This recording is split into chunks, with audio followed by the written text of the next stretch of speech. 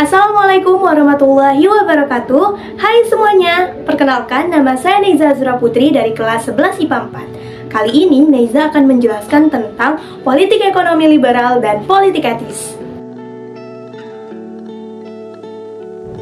Yang pertama, politik ekonomi liberal.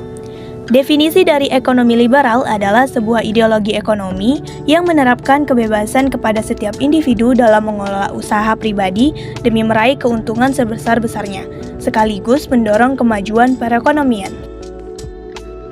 Proses lahirnya ekonomi liberal.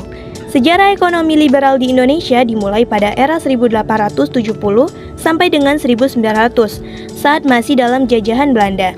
Pengusaha Belanda dan modal swasta diizinkan masuk oleh Indonesia yang saat itu masih bernama Hindia Belanda untuk menanamkan modalnya dalam berbagai usaha dan kegiatan ekonomi. Pemerintah Belanda pun saat itu menanamkan modalnya di industri perkebunan besar di Jawa maupun di luar Jawa. Selama masa liberalis, modal dari Belanda dan negara Eropa lain diutamakan untuk pembangunan perkebunan kopi, gula, teh, dan kina yang sangat besar.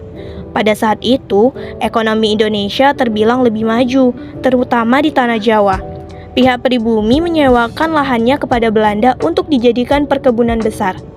Namun, pada tahun 1885, Indonesia mengalami krisis perdagangan karena anjloknya harga komoditas perkebunan dunia.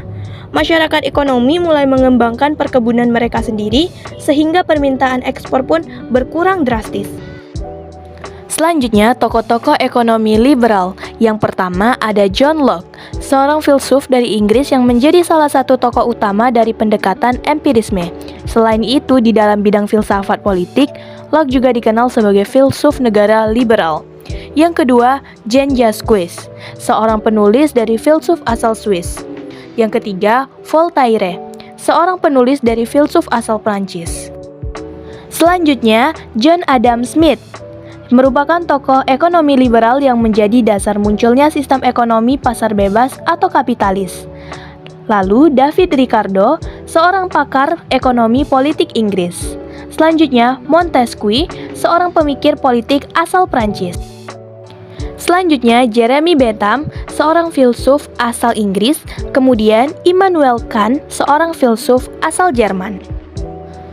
Kebijakan sistem politik ekonomi liberal.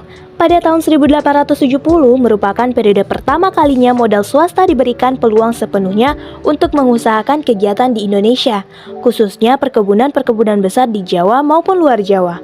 Selama masa pemberlakuan politik ekonomi liberal ini, pihak-pihak swasta Belanda maupun swasta Eropa lainnya mendirikan berbagai perkebunan-perkebunan teh, kopi, gula, dan kina. Pembukaan perkebunan besar ini kemungkinan oleh Undang-Undang Agraria yang dikeluarkan pada tahun 1870. Pada suatu pihak, Undang-Undang Agraria melindungi hak milik petani Indonesia atas tanah mereka. Di lain pihak, Undang-Undang Agraria membuka peluang bagi orang-orang asing, artinya orang-orang bukan pribumi Indonesia untuk menyewa tanah dari rakyat Indonesia. Dampak yang dirasakan bagi masyarakat Indonesia saat diterapkannya sistem ekonomi politik liberal adalah yang pertama, terjadi kesenjangan sosial antara orang kaya dan orang miskin. Yang kedua, menurunnya usaha kerajinan rakyat karena kalah bersaing dengan barang-barang impor. Yang ketiga, menurunnya konsumsi bahan makanan terutama beras. Tanam paksa sangat menguntungkan bagi Belanda, namun membawa kesengsaraan bagi rakyat Indonesia. Berakhirnya politik ekonomi liberal. Setelah tahun 1885, perkembangan tanaman perdagangan mulai anjlok.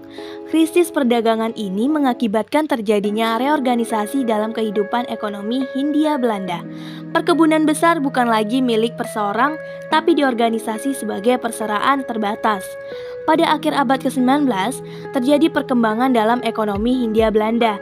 Sistem ekonomi liberalisme murni ditinggalkan dan berganti menjadi sistem ekonomi terpimpin, di mana ekonomi Hindia Belanda khususnya Jawa mulai dikendalikan oleh kepentingan finansial dan industri di negeri Belanda dan tidak diserahkan kepada pemimpin perkebunan besar yang ada di Jawa.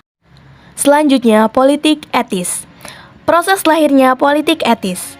Politik etis merupakan kebijakan yang dikeluarkan pemerintah kolonial Hindia Belanda sejak 17 September 1901. Politik etis disebut pula sebagai politik balas budi. Politik etis mengawali sejarah dimulainya era pergerakan nasional di Indonesia pada zaman penjajahan Belanda. Politik etis bermula dari kebijakan tanam paksa.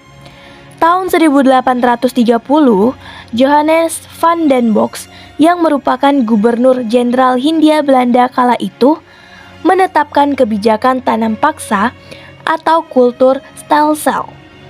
Ketika aturan ini berlaku, masyarakat di Indonesia dipaksa menanam komoditas ekspor demi kepentingan Belanda. Akan tetapi banyak penyimpangan yang terjadi dalam pelaksanaan kultur stelsel ini. Tokoh-tokoh politik etis yang pertama, Willem Caron Baron van Dedem. Yang kedua, Hendrik Hubertus van Kolk. Selanjutnya, Konrad Theodor van Deventer, Walter Barock van Heuvel, Perdana Menteri Thorbecke, lalu Franzen van de Putte, kemudian Douwes Dekker Multatuli. Kebijakan politik etis. Ada 3 program utama yang dibuat dalam kebijakan tersebut, yakni irigasi, edukasi, dan emigrasi. Yang pertama, irigasi. Dalam program ini, pemerintah Hindia Belanda melakukan pembangunan fasilitas untuk menunjang kesejahteraan rakyat, sarana dan prasarana untuk menyokong aktivitas pertanian serta perkebunan, meliputi pembuatan waduk, jalur transportasi. Yang kedua, edukasi, yaitu peningkatan kualitas sumber daya manusia dan upaya mengurangi angka kebuta huruf masyarakat. Selain itu, mulai dilaksanakan pengadaan sekolah-sekolah rakyat.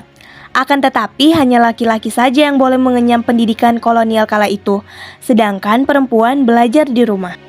Lalu, emigrasi yang diterapkan dalam rangka meratakan kepadatan penduduk Hindia Belanda atau Indonesia. Dari ketiga program utama yang dibuat dalam kebijakan tersebut, diharapkan bisa membawa perubahan besar berupa kemajuan di Hindia Belanda, tapi terlepas dari visi yang muluk, pencapaian kebijakan etis yang jauh lebih sederhana. Berakhirnya politik etis.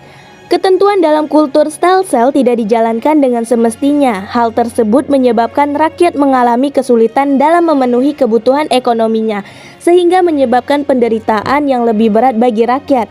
Dalam penerapannya, rakyat juga banyak kehilangan tanahnya karena diambil oleh para bangsawan lokal atau pemerintah Hindia Belanda.